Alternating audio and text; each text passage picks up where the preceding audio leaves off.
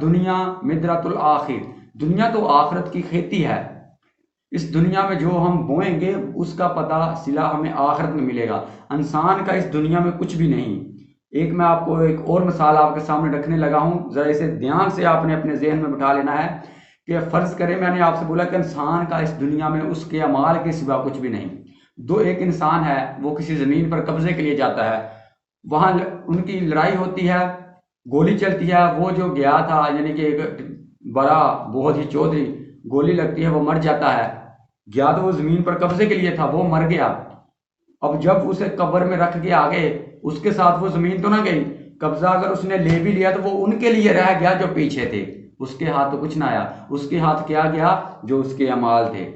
یہ بات یاد رکھیے، آپ اپنے اعمال کو ایسا کریں کہ آپ کی آخرت سنور سکے۔ ہر وقت ذہن میں یہ بات رکھا کریں کہ آخرت جو ہے، دنیا آخرت کی کھیتی ہے، ہمیں آخرت کی فکر کرنی ہے، اپنی آخرت کو سنوارنا ہے۔ 5 وقت نماز ادا کریں، نماز ادا کریں، زکوٰۃ ادا کریں، اور ایسی ادا کریں کہ ایک ہاتھ سے آپ دیں اور دوسرے ہاتھ کو خبر بھی نہ ہو۔